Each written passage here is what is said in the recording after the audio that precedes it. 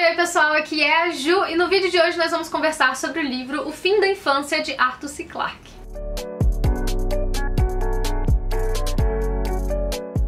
Eis então que eu li mais um livro de ficção científica. Esse é o segundo livro que eu leio do autor, do Arthur C. Clarke. Esse foi o livro de janeiro do Clube Nuvem, então eu li junto com os membros do clube e foi maravilhoso poder conversar sobre o livro, discutir bastante ao longo do mês. Então tô aqui agora pra gente conversar um pouquinho mais, pra eu contar pra vocês sobre a minha experiência de leitura com esse livro. E eu preciso começar falando sobre o autor, porque assim, não vou entrar em detalhes sobre a vida dele, mas ele realmente teve uma vida extraordinária, repleta de realizações, ganhou vários prêmios internacionais com seus livros, ganhou também o título de Sir Arthur C. Clarke. Então assim, eu fiquei muito impressionada nas minhas pesquisas sobre a vida do autor. E eu queria até mostrar pra vocês que eu tenho outros livros dele aqui, né? Como eu falei, o único que eu já li até o momento, que eu li até faz bastante tempo e tem vídeo no canal, foi o 2001, Uma Odisseia no Espaço, que tem até o filme do Kubrick. Na verdade, o roteiro do filme e o livro foram escritos em conjunto. E eu tenho essa outra edição também, de 2001, Uma Odisseia no Espaço, que é a mais recente, que também é lindíssima. Eu fiquei apaixonada nessa edição. Acho que vocês já sabem que eu gosto muito dessas edições novas da editora Aleph. E eu tenho também aqui o Encontro com Rama, que é outro livro muito famoso do autor, né? Então esses três livros eu acho que estão entre, né, os mais famosos. Então tenho muita vontade de ler os outros também. Mas então vamos conversar um pouquinho sobre O Fim da Infância e como foi a minha experiência de leitura. Esse livro foi escrito em 53 e o começo dele se passa durante o período da Guerra Fria, quando Estados Unidos e União Soviética estavam numa corrida espacial para ver quem conseguia colocar o primeiro foguete no espaço, levar o homem à Lua. Porém, no começo do livro aqui, considerando a ficção, ninguém conseguiu, então ninguém ganhou essa corrida espacial porque o planeta Terra foi invadido por seres extraterrestres, né? Então no começo desse livro a gente vê a chegada dos Senhores Supremos, que é como os seres humanos apelidaram, né, esses seres, e eles chegam e ficam em suas naves pairando ali em cima das principais capitais do mundo, sem se comunicar com os seres humanos, né, durante alguns dias, até eles se pronunciarem através dos rádios e dizerem a que vieram. E na verdade o ser humano geralmente espera, né, uma invasão muito caótica e violenta, né, de extraterrestres. Geralmente é o que a gente vê nos filmes e tal, mas nesse livro foi bem interessante ver uma abordagem diferente. Esses Senhores Supremos, eles vêm ao planeta Terra para trazer paz e tranquilidade. Então eles acabam com as guerras, eles acabam com a fome, com a miséria, com tudo de ruim, com as doenças. Então as pessoas não têm muito mais com o que se preocupar, sabe? Assim, a gente tá vivendo, digamos, uma utopia, né? Tá tudo maravilhoso, perfeito. Porém, algumas pessoas não estão satisfeitas com essa tranquilidade, porque, de certa forma, ela também limita o ser humano, já que nós temos o livre-arbítrio para decidir sobre as coisas, né? Então, com a presença dos Senhores Supremos, o ser humano perdeu um pouco essa liberdade. As decisões importantes, na verdade, eram tomadas pelos Senhores Supremos. Então, de certa forma, as coisas também estão muito de mãos beijadas, né? Então, o ser humano não precisa mais se esforçar para nada, já que os Senhores Supremos têm uma tecnologia avançadíssima, já trouxeram tudo de bom pro ser humano e entregaram, assim, de mãos beijadas, como eu falei. Então, meio que muita coisa se perde também com toda essa paz e sossego, né? Então fica aquela dualidade no começo do livro pro leitor refletir a respeito do que aconteceria se realmente nós fôssemos invadidos por seres tão superiores e tão tecnológicos e tantas áreas, né, área científica e tal, que tivessem tanto conhecimento que a gente não precisasse mais fazer esforço nenhum também. E uma das coisas que também causa uma insatisfação nos seres humanos é o fato de esses Senhores Supremos não aparecerem fisicamente para os seres humanos. Então, além de eles estarem governando o planeta Terra, apesar das coisas boas, né, eles não se revelam pro ser humano. Então eles estão governando, de certa forma, silenciosamente, né, dentro das suas naves, conversando apenas com um representante, tipo um primeiro-ministro da ONU, né, somente com essa uma pessoa, né, esse um ser humano, e mesmo assim sem mostrar a aparência deles. E isso causa um espanto, uma revolta muito grande, né, junto com os outros motivos. Por conta de toda essa revolta dos seres humanos, os Senhores Supremos acabam prometendo, então, que eles vão sim revelar quem eles são, como eles são fisicamente, porém somente após 50 anos, então para outra geração, né? E isso é algo que também causa um desconforto, né? Uma insatisfação no ser humano. Tudo isso é muito misterioso e o começo do livro é bem instigante pro leitor. Daí esse livro não acontece de maneira linear. A história é contada, na verdade, em três momentos, né? Em três partes. Ele é dividido em três partes e essa parte que eu comentei pra vocês é apenas a primeira, né? E não tem spoilers, fiquem tranquilos. E já nas próximas partes a gente vai ver as consequências consequências desse governo dos Senhores Supremos e qual o motivo real por trás dessa bondade toda, né? Por que que eles aparecem e querem simplesmente sanar todos os problemas da humanidade sem se revelar, e qual o problema em se revelar, por que não? E o que eles estão realmente fazendo ali na Terra, né? Porque a gente fica meio desconfiado, né? Eu acho que o ser humano é muito curioso e não conseguiria aceitar isso facilmente mesmo, apesar dos benefícios, né? Então, nas próximas partes do livro, a gente vai ver essas consequências, vai descobrir mais, os Senhores Supremos vão se revelar e vai ser um baque pra humanidade. É só o que eu posso falar pra vocês. Então, é um livro muito instigante. A minha experiência de leitura foi muito boa, apesar de em alguns momentos eu ter tido dificuldade pra me conectar, já que a história ela não é contada, como eu falei, linearmente, e como ela dá saltos temporais, você muitas vezes não se apega aos personagens, porque às vezes aquele personagem que você tinha se identificado no começo, ele já morreu de repente em uma outra parte do livro. Então, você não consegue, você não acompanha mesmo esses mesmos personagens em todas as 3 partes do livro. E isso faz com que a gente se sinta um pouco desconectado mesmo. Mas, na real, quando você entende que o propósito do livro é esse, é de mostrar como estava a humanidade, né, nesses 3 momentos após a chegada de seres extraterrestres, eu acho que fica mais fácil de você gostar do livro também, né? Porque, na verdade, eu acho que esse livro foca muito mais nas reflexões filosóficas do que na parte científica, tecnológica, ou nos personagens, nos sentimentos dos personagens. Não é muito por esse lado. É mais de colocar o leitor nessa posição de imaginar o futuro,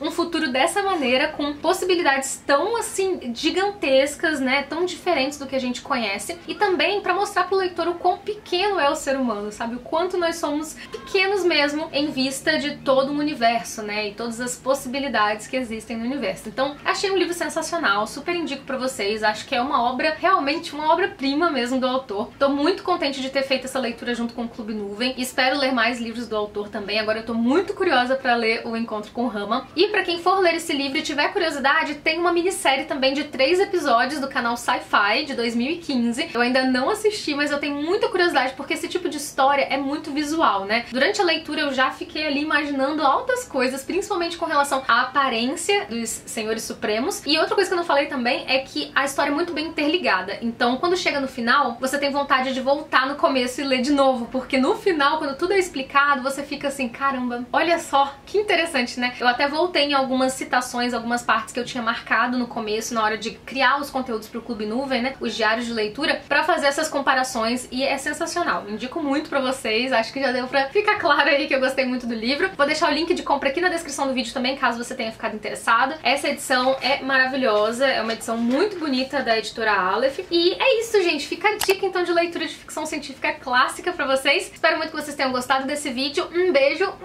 e até o próximo. Tchau, tchau.